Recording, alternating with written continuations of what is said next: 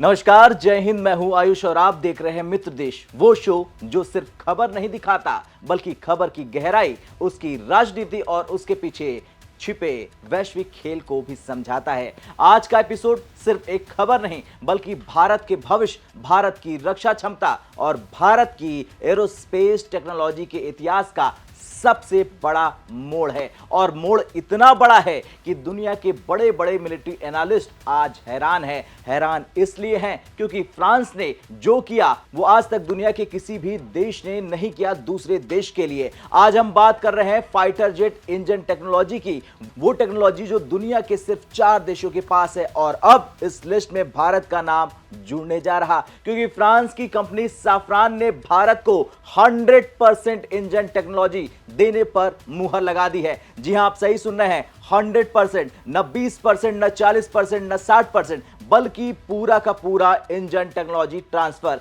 यह सिर्फ एक डील नहीं, यह उस नए भारत की गूंज है जो दुनिया को मजबूर कर रहा, या तो हमारे साथ आओ वरना बाहर जाओ। फ्रांस ने कहा कि वो भारत के साथ 120 से 140 केएन का फाइटर जेट इंजन को डेवलप करेंगे और उसकी 100% टेक्नोलॉजी भारत को देगा। यह सुनकर दुनिया के डिफेंस एक्सपर्ट चौंक गए क्योंकि फाइटर जेट इंजन दुनिया का सबसे जटिल मशीन है।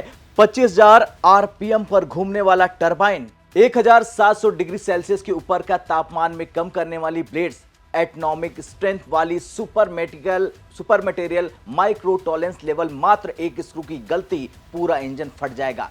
इसलिए दुनिया के देश इस टेक्नोलॉजी को किसी दूसरे को देते भी नहीं है और लेते भी नहीं है। अमेरिका नहीं देता, यूके नहीं देता है, चीन खुद कॉपी करता है, जापान अपनी टेक्नोलॉजी सिर्फ घर में रखता है। ऐसे में फ्रांस का यह बयान, भारत को 100% टीओटी देंगे, जैसे बयान ने दुनिया की पॉलिटिक्स को हिला दिया है। लेकिन सवाल यह है कि आखिर कौन सी मजबूरी ने फ्रांस को झुकने पर मजबूर किया।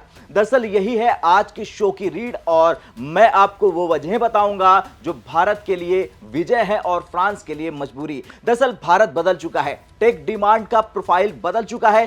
पहले भारत को इंजन चाहिए था लेकिन अब भारत इंजन बनाना चाहता है। पहले भारत बाहरी इंजनों पर निर्भर था, आज भारत के पास एम का project, TED, BF engine, big based fighter jet, LCA mark II unmanned combat jet project. ऐसे में भारत की मांग सिर्फ एक इंजन नहीं बल्कि हाइपर एडवांस जनरेशन इंजन है और यह बात फ्रांस को समझ में आ गई। एक समय था जब भारत को कोई प्रस्ताव नहीं मिलता था, लेकिन आज भारत के पास चार देशों की लाइन लगी है। पहला रूस Su-57 वाला इंजन और कोड डेवलपमेंट का ऑफर दे चुका है। दूसरा है ब्रिटेन, रोल्स रॉयस का पावरफुल इंजन प्रस्ताव दे चुका है और अमेरिका GE 414 का टीओटी प्लस आगे GE 500 सीरीज का ऑफर दे चुका है। जापान अपने फ्यूचर स्टील्थ इंजन को भारत के साथ डेवलप करने का प्रस्ताव रख चुका है। यह देख फ्रांस को समझ में आ गया कि अगर अभी भारत को पूरा प्रस्ताव नहीं दिया गया तो भारत कहीं और चला जाएगा और फ्रांस हमेशा के लिए बाहर हो जाएगा।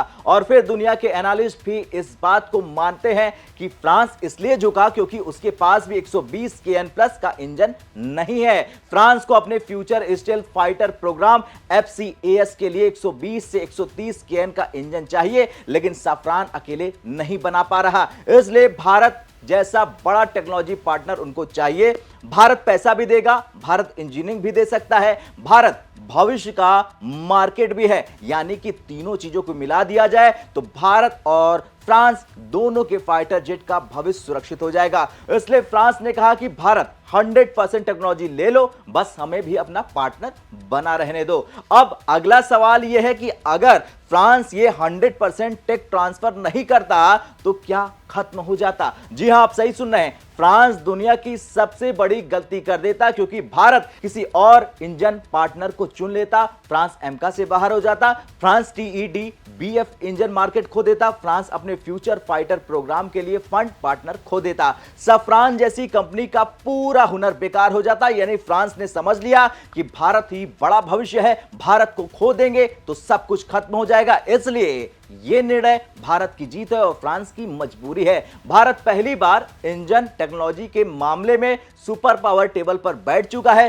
भारत दशकों से फाइटर जेट इंजन का सपना देखता आया है। कावेरी इंजन भारत का पहला प्रयास बहुत शानदार था, लेकिन दुनिया इंजनों के जिन मानकों पर चलती है उन्हें हासिल करने के लिए किसी भी देश को 2 से 3 दशक लग जाते हैं। लेकिन आज भारत कोई सीखने वाला देश नहीं रहा है, अब भारत को डेवलपर भी है। अब भारत टेक्नोलॉजी ऑनर है और भारत फ्यूचर एरोस्पेस पावर है। और यह बदलाव सिर्फ वैसा है जैसा इसरो ने किया था, शुरुआत में छोटे छोटे रॉकेट से, और आज दुनिया की सबसे विश्वसनीय लॉन्च एजेंसी बन चुकी है इसरो। अब यह बदलाव रक्षा क्षेत्र में हो रहा है। आज पूरी दुनिया में जो देश एडवांस फाइटर इंजन बना सकते हैं वो हैं यूएसए, F-22 वाले बना चुके हैं, F-35 की बना चुके हैं, इसके साथ कई रशिया AL-31, AL-41 और दूसरे कई यूके EJ-200 यूरोफाइटर के बना चुका है, फ्रांस M88 राफेल इंजन बना चुका है, और अब भारत फ्रांस के साथ मिलकर 120 से 140 केएन का इंजन बनाएगा।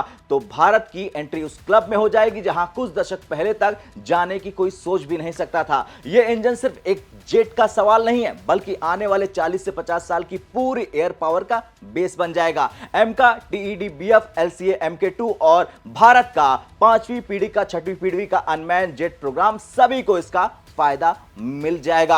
अब फ्रांस ने 100% टेक्नोलॉजी दे दी, क्योंकि इस डील में सिर्फ भारत का हित नहीं है, फ्रांस का पूरा भविष्य दांव पर है। अब इसके कुछ 3 पॉइंट बताता हूं। पहला पॉइंट, फ्रांस अकेले फ्यूचर इंजन नहीं बना पा रहा था, क्योंकि FCAS प्रोग्राम है उसका, जो फ्रांस, जर्मनी, स्पेन का 6th जनरेशन प्रोजेक्ट है, उसे 120 प्लस केएन के इंजन की जरूरत है। सफरान के लिए अकेले ये इंजन बनाना बहुत खर्चीला और बहुत जोखिम वाला था। दूसरा पॉइंट, जर्मनी फ्रांस के साथ भरोसा नहीं करता। जर्मनी यूरोफाइटर वाले EJ-200 इंजन कैम को सपोर्ट करना चाहता है।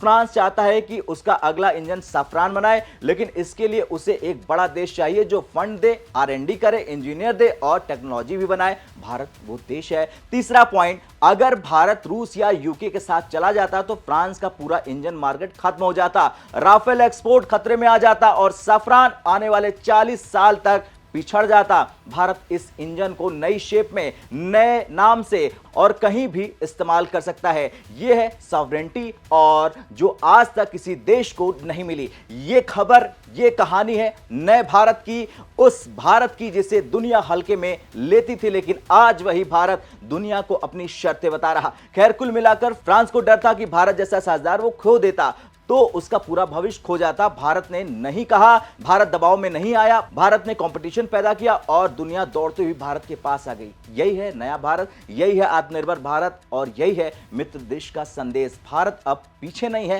भारत अब दुनिया को लीड करेगा। मिलते हैं कल फिर से मित्र देश के अगले एपिसोड में, तब तक के लिए जय हिंद, जय भारत।